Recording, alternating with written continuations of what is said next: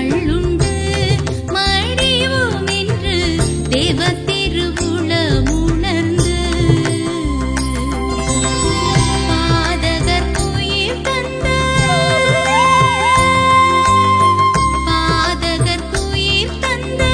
பாலனை சுவை கொண்டு பாதகர் உயிர் தந்த பாலனை சுவை கொண்டு பரன் எங்கள் மீசை தயை வைத்தனரிது நன்று பரன் எங்கள் மீசை தயை வைத்தனரிது நன்று பகர்ந்த தன்னடியார் குரு சஞ்சலம் இடைஞ்சல் வந்த புதேதய வாகையில்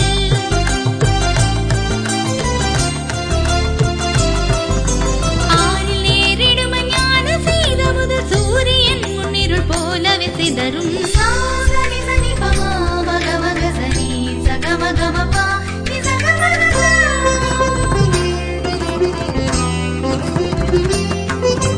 சனி நி பனி பபா மபா மக மக கச சக கக மம மபா பபா நி நி சனி பமா பா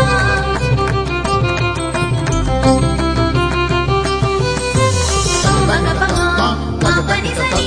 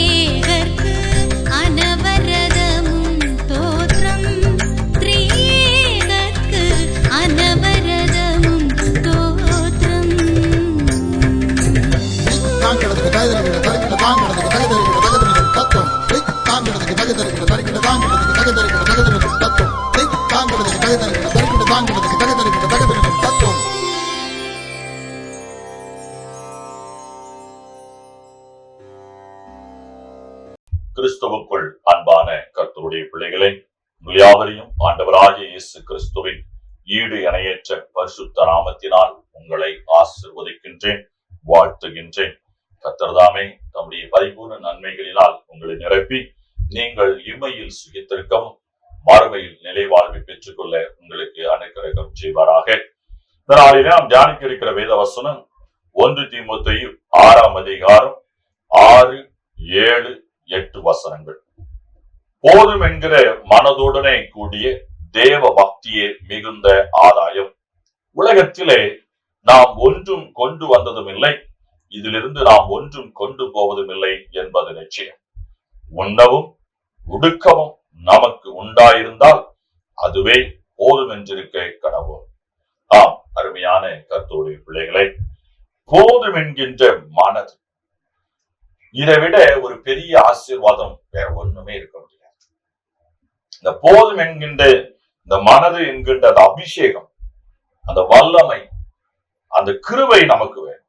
இன்னைக்கு அநேகருடைய வாழ்விலே போதும் என்கிற அந்த மனப்பான்மை இல்லை. ஒன்றுமில்லாமையில் ஏதாவது ஒருவேளை உணவு கிடைத்தால் போதும் என்று மனிதன் நினைக்கின்றான்.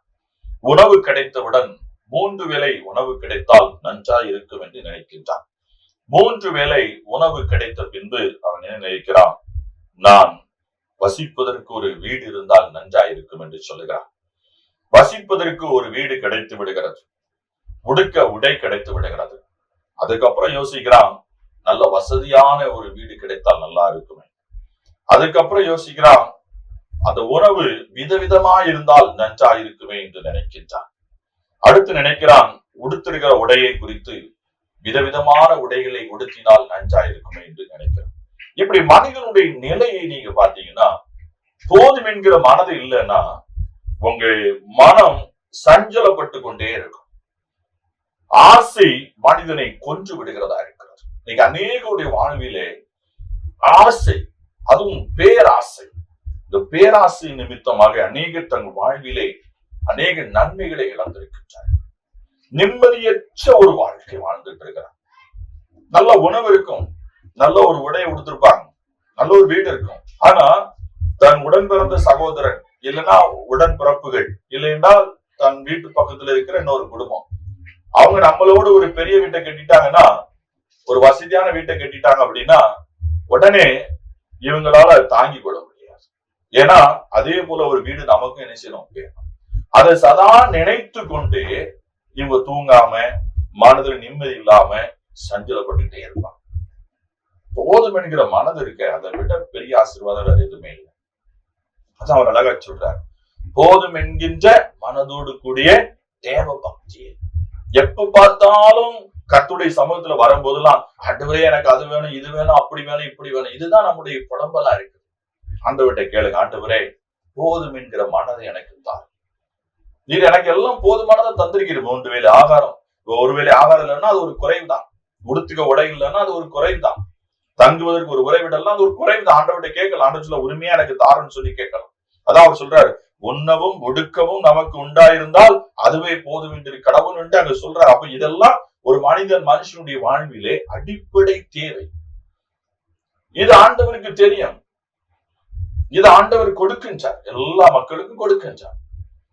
அப்போ நமக்கு பிரச்சனை என்ன அப்படின்னா, உணவு வேணும், அந்த உணவு எப்படி இருக்குன்னா விதவிதமா இருக்கும். உடை வேண்டும், அது விதவிதமா இருக்கும். உறைவிடம் வேண்டும், அது ரொம்ப ஆடம்பரமா பகட்டா இருக்கும். இதை நோக்கி நாம் பயணிக்கின்ற பொழுது நம் வாழ்க்கையில அநேக இடரல்களை நாம் சந்திக்கின்றோம். இயேசுவை பாருங்க, ஒரு எளிமையான ஒரு வாழ்வை வாழ்ந்தார். எளிமையான ஒரு வாழ்வை. இந்த உலகத்துல நீங்க பார்க்கல, அநேக மனிதர்களை பார்க்கலாம், எளிமையான வாழ்க்கையை வாழ்கிறார். எளிமையான வாழ்க்கை இருக்கு பாத்தீங்களா, அதுல இருக்கிற ஒரு அமைதி, ஒரு சாந்தம் வேற எதுலுமே கிடையாது. ஆடம்பர வாழ்க்கை என்பது நமக்கு நிம்மதியை கொடுப்பதில்லை. நீங்க பாருங்க, எவ்வளவுதான் நீங்க ஒரு பெரிய பங்களா கட்டிட்டீங்க, ஒரு 100 கோடி ரூபாய்க்கு, அதுக்கப்புறம் பாருங்க அது உங்களுக்கு போதாது. 1000 கோடிக்கு பங்களா வேணும். நீங்க 100 கோடிக்கு இல்ல, 1 கோடிக்கு பங்களா கட்டினாலே உங்க வீட்டுல நீங்க அவ்வளவு ரூம்ல நீங்க படுத்து எந்திக்க முடியாது. அவ்வளவு ரூமையும் நீங்க பயன்படுத்த முடியாது. போதும் என்ன தேவை? இயேசுவை நீங்க பாத்தீங்கன்னா தேவை அறிந்து செய்கின்றவர். நீங்களும் நானும் ஆராதிக்கிற இயேசு தேவை அறிந்து நம்முடைய காரியங்களை நடப்பிக்கின்றோம். அப்போ போதும் என்கிற மனதிற்கு பாத்தீங்களா, அதுல இருக்கிற ஆசீர்வாதம் வேற எதுவுமே இல்லை. ஒரு அமைதி எதுவுமே இல்லை. மனம் அங்கேயும் இங்கேயும் அலைப்பையாது, அங்கேயும் இங்குமா மனம் சிதறாதபடிக்கு கர்த்தர் பார்த்துக் கொள்வார். யோசிச்சு பாருங்க, உங்க வாழ்க்கையில போதும்னு நீங்க எதாவது முடிவு எடுத்திருக்கீங்களா? இல்லவே இல்லை. ஆசை, இந்த பாதாளம் இருக்கிறது பாத்தீங்களா, இது என்னைக்குமே போதும்னு சொல்லாது. இந்த அக்னி பாத்தீங்களா, அது போதும்னு சொல்லாது. நீங்க அக்னியில எவ்வளவு போட்டாலும் அது எரிச்சுக்கிட்டே இருக்கும். இந்த பாதாளமும் அக்னியும் இருக்குது, அது என்னைக்கும் போதும்னு சொல்லாது.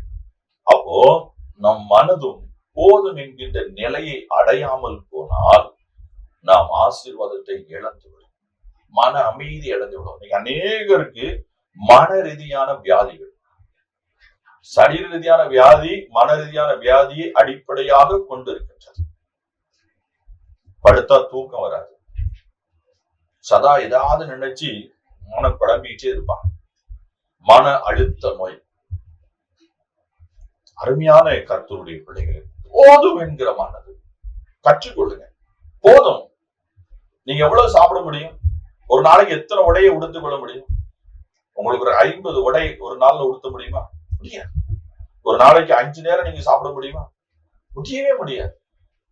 ஒரு நேரம் சாப்பிட்டாலும் இவ்வளவுதான் சாப்பிட முடியும். ஒரு உடையை நீங்கள் உடுத்தால் தான் உங்களை பார்க்கிறது கண்ணியமாக இருக்கும். நீங்க பைத்தியக்காரன் பாத்தீங்கன்னா அவங்க 10 உடை போட்டிருப்பாங்க. ஏன்னா அவனுக்கு தான் என்ன கொடுத்திருக்கோன்னு அவனுக்கு தெரியாது. எனக்கு அருமையான கர்த்தருடைய பிள்ளைகளை, போதும் என்கிற மனது இருக்கிறது, அது மிகுந்த ஒரு ஆசீர்வாதம். அதுதான் அவர் சொல்றாரு, போதும் என்கிற மனதோடு கூடிய தேவ பக்தியே மிகுந்த ஆலயம். நீங்க கர்த்தருடைய பாதத்தில் அமர்ந்திருக்கணும், செபிக்கணும், வேதத்தை அவருடைய தியானிக்கணும் அப்படின்னு நினைச்சீங்கன்னா போதும் என்கிற மனது. நீங்க மன அமைதி ஆகும் போது நிறைய விஷயங்கள் நீங்க புரிந்து கொள்ள முடியும். மனதில் இருக்கிற நிறைய குழப்பங்களுக்கு தீர்வு கிடைத்துள்ளது. இன்னைக்கு அநேக விஷயங்கள்ல இந்த போதும் என்கிற மனது இல்லாதபடினால நம்ம அநேக சஞ்சலத்துக்குள்ள போய் உட்கார்ந்து இருக்கிறோம். பிரச்சனை இல்லாத விஷயத்தை ஒரு பெரும் பிரச்சனையாக மனதில் நினைத்து கொண்டிருக்கின்றோம். நீங்களும் நானும் ஆராதிக்கிற இயேசு கிறிஸ்து நமக்கு போதும் என்கின்ற அபிஷேகத்தை கொடுக்கின்றார். போதும் என்கின்ற மனதை நமக்கு கொடுக்கின்றார். இயேசுவை கேளுங்க, இயேசுப்பா எனக்கு போதும் என்கிற மனதை தான். ஒருவன் 99 மார்க் எடுக்க அப்பவும் அவனுக்கு ஆவல, ஐயோ ஒரு மார்க்கை விட்டுட்டோமே, அதை குறித்து அவன் ஒரு நிமிஷம் அப்படி ஷேக் ஆயிடுறான். ஐயோ நான் 100 கிடைச்சும்லாம் நினைச்சேன், 60 எடுத்தாலே போதும்பா. நீ 99 எடுத்திருக்க, ஆனாலும் உன் மனது என்னல்ல, திருப்தி இல்லை. இன்னைக்கு அநேகருடைய வாழ்வில் அப்படிதான் இருக்கு. படிக்கிறதுக்கு ஒரு காலேஜ்ல அட்மிஷன் கிடைச்சிருக்கு, ஐயோ இந்த காலேஜ்ல நான் எதிர்பார்த்தேன், இது கிடைச்சிருந்தா ரொம்ப நல்லா இருந்திருக்குமே. உனக்கு படிக்கிறதுக்கு ஒரு காலேஜ்ல இடம் கிடைச்சிருக்கல, ஆண்டவர் ஞானத்தை தருகிறார். உன் வாழ்க்கையின் உயர்வு அவருடைய கருத்துல இருக்கு. நீ படிக்கிற காலேஜ் வச்சு உனக்கு உயர்வு இல்லை, உன் உயர்வு கர்த்தருடைய கருத்துல இருக்கு. இன்னைக்கு எத்தனை படித்த ரொம்ப ஞானமா இருந்தவர்கள் எத்தனை பேர் வாழ்க்கையில வீழ்ச்சி அடைந்திருக்கின்றனர். அருமையான கர்த்தருடைய பிள்ளையை சிந்தித்து பாருங்கள். போதும் என்கிற மனதிலே எவ்வளவு ஆசீர்வாதம் அடங்கியிருக்கிறது. இந்த போதும் என்கிற மனது வந்துட்டா நீங்க நிம்மதியா இருப்பீங்க, அமைதியா இருப்பீங்க. சஞ்சலம் தவிப்பு எவ்வளவுதான் இந்த உலகத்துல இருந்தாலும் நீங்க அசர மாட்டீங்க. எனக்கு அருமையான கர்த்தருடைய பிள்ளைகளே, இன்னைக்கு மனுஷி போதும் என்கின்ற நிலையை தாண்டி அநேக காரியங்களை சிந்தித்துக் கொண்டிருக்கிறார். கர்த்தர் போதுமானதை ஒவ்வொருவருக்கும் தருகின்றார், போதுமானதை ஒவ்வொருவருக்கும் தருகின்றார். அப்போ அந்த போதும் என்கின்ற மனது நமக்கு அவசியம். நீங்க இந்த வாசித்த இந்த வேத பகுதியில இந்த போதும் என்கிற மனதை தாண்டும் போது அங்க என்ன ஆகுது அப்படின்னு பாத்தீங்கன்னா, 9வது வசனம், ஐஸ்வர்யவான்களாக விரும்புகிறவர்கள் சோதனையிலும் கண்ணியிலும் மனுஷர் கேட்டிலும் அழிவிலும் அமிழ்த்துகிற மதிகேடும் சேதமான பல வித இச்சைகளில் விழுகிறார்கள். இங்கே அவர் ஐஸ்வர்யவான்கள் ஆக விரும்புகிறவர்கள் என்று சொல்றார். அப்ப என்ன அர்த்தம்? ஐஸ்வர்யவான் அப்படின்னா என்ன அர்த்தம்? போதுமான பணத்திற்கு மிஞ்சிய பண தேவை, இதுதான் ஐஸ்வர்யங்கிற வார்த்தை. அப்ப என்ன சொல்ல வர்றாரு அப்படின்னா, எதெல்லாம் உங்களுக்கு அளவுக்கு மிஞ்சி நீங்கள் ஆசைப்படுகிறீர்களோ, எதிர்பார்க்கிறீர்களோ, எதிர்பார்த்து அதன் பின்னால் ஓடுகிறீர்களோ, அதெல்லாம் உங்களுக்கு எப்படி முடியுதா? சோதனை, கண்ணி, மனுஷர் கேட்டு, அழிவு, மதிகேடு, சேதம், இச்சை, இப்படிப்பட்ட காரியங்களில் உங்களை வீழ்த்து விடுகிறது. இன்னைக்கு அநேகர் இப்படிதான். போதும் என்கிற காரியத்தை தாண்டி நீங்க எதை விரும்பினாலும் சரிதான், நீங்க படிப்பா இருக்கலாம், பணமா இருக்கலாம், உடையா இருக்கலாம், ஆகாரமா இருக்கலாம், ஆஸ்திகளா இருக்கலாம், புகழா இருக்கலாம், எல்லாமே போதும் என்கின்ற அந்த நிலையை தாண்டி நீங்கள் சிந்திக்கும் பொழுது, அதற்குள் போகின்ற பொழுது, அது இப்படிப்பட்ட நிலையை உங்கள் வாழ்வில் ஏற்படுத்துகிறது. நீங்க மறந்து போகக்கூடாது. அப்போ போதும் என்கின்ற அந்த நிலையோடு நீங்க வாழும் பொழுது உங்கள் வாழ்வில் இருக்கிற ஆசீர்வாதம் இருக்குது, அதுக்கு இணையா ஒண்ணுமே இல்லை. நீங்க போதும் என்கிற மனதை நீங்கள் உடையவர்களா இருந்தால் பரலோகத்தில் வசிப்பது போல இந்த பூமியில நீங்க வசிப்பீங்க. அப்படிப்பட்ட சந்தோஷம், சமாதானம் உங்க வாழ்வை நிறைத்து விடும். இதுதான் உண்மை. அப்போ இன்னைக்கு ஆண்டவர் இயேசுடைய வார்த்தை உங்களுக்கு என்ன சொல்லுதுன்னா, உங்க மனதில் இன்னைக்கு பலவிதமான எண்ண ஓட்டங்கள் அலைவாய்ந்து கொண்டிருக்கிறது என்றால், நிம்மதி இல்லை, மன அமைதி இல்லை என்றால், நீங்கள் இன்று உங்களுக்கு உண்டாயிருக்கிறது, இப்போ உங்க கையில இருக்கிறது உங்களுக்கு போதும் என்கின்ற ஒரு மனநிலைக்கு வாருங்கள். ஏற்ற காலத்திலே கர்த்தர் உங்களை உயர்த்துவார். அவர் உயர்த்தும்படி அவருடைய பலத்த கரத்துக்குள் நீங்கள் அடங்கியிருங்கள். இதுதான் கர்த்தருடைய வார்த்தை. அப்போ இந்த போதும் என்கிற மனதோடு இருக்கும் போது உங்கள் வாழ்வில் மிகுந்த ஆசீர்வாதம், மிகுந்த ஒரு சமாதானம், மிகுந்த ஒரு அமைதி உங்கள் வாழ்விலே பெருக்கெடுத்து ஓடும் என்பதிலே எந்த விதமான சந்தேகம் இல்லை. ஆகவே இதை நீங்க விளங்கிக் கொண்டு அமைதியான ஒரு வாழ்க்கை வாழ வேண்டும் என்றால் போதும் என்கிற நிலைப்பாட்டை எடுங்கள். கர்த்தருடைய ஆசீர்வாதத்தை நீங்கள் பெற்றுக்கொள்ள முடியும். கர்த்தர்தாமே உங்களை ஆசீர்வதிப்பாராக. ஜெபம் செய்வோம். எங்களை நேசிக்கின்ற எங்கள் அன்பின் ஆண்டவரே, உம்முடைய இந்த சத்திய வார்த்தையை கேட்டுக் கொண்டிருக்கின்ற பிள்ளைகளுடைய வாழ்க்கையிலே சமாதானமற்ற ஒரு நிலை, வேதனை, சஞ்சலம், பலவிதமான மன போராட்டம், வியாகுலம், இப்படிப்பட்ட நிலையில் ஆண்டவரே இருக்கிற பிள்ளைகள் கொண்டு இவர்களை இந்த வேளையில் நீ சந்தித்திருக்கின்ற வார்த்தையை கொண்டு அவரோடு நிலை கொண்டு இந்த வார்த்தையை கேட்ட மக்கள், இந்த ஜனங்கள் ஆண்டவரே போதும் என்கிற நிலைப்பாட்டை எடுப்பதற்கான பலனையும் சத்துவத்தை வலிமையும் நீ தருகிறார். அப்படி செய்வதற்காகவும் நன்றி சொல்கிறேன். இதோ சமாதான வேலை வேதனையினால் கண்ணீரோடு இருக்கிற பிள்ளைகள் போதும் என்கின்ற நிலைப்பாட்டை எடுத்து உம்முடைய சமாதானத்தை, உம்முடைய சந்தோஷத்தை இந்த வேளையில் பெற்றுக் கொடுத்திருக்கிறார். ஒவ்வொரு பிள்ளைகளையும் பலப்படுத்துவீராக, தேற்றுவீராக, வார்த்தையினாலே ஆறுதலையும் சமாதானத்தை கொடுத்து ஆசீர்வதிக்கிறார். இம்மையில் சுகித்திருக்கவும் மறுமையில் நித்திய வாழ்வை பெற்றுக்கொள்ள அனுகிரகிக்கிறார். இயேசுவின் மூலம் ஜெபிக்கிறோம் பலமுள்ள பிதாவே. ஆமென்.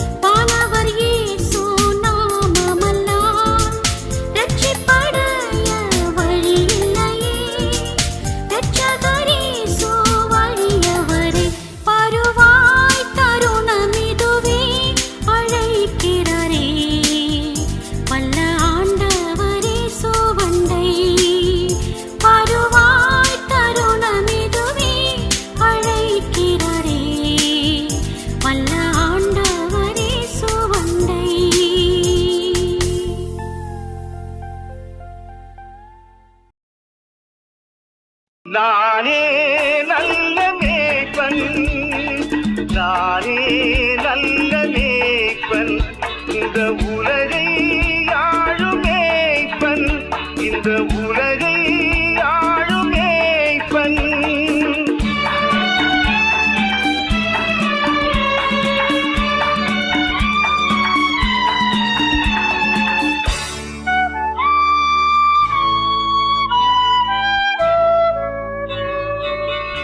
மந்தை மேய்க்கும் மேய்ப்பனாய், இசையான மைந்தனாய், மந்தை மேய்க்கும் மேய்ப்பனாய், இசையான மைந்தனாய், இதை நீக்கும் நேசனாய், இதை நீக்கும் நேசனாய் வந்தேன் சொந்தமாய். நானே நல்ல மேய்ப்பன், நானே நல்ல மேய்ப்பன்.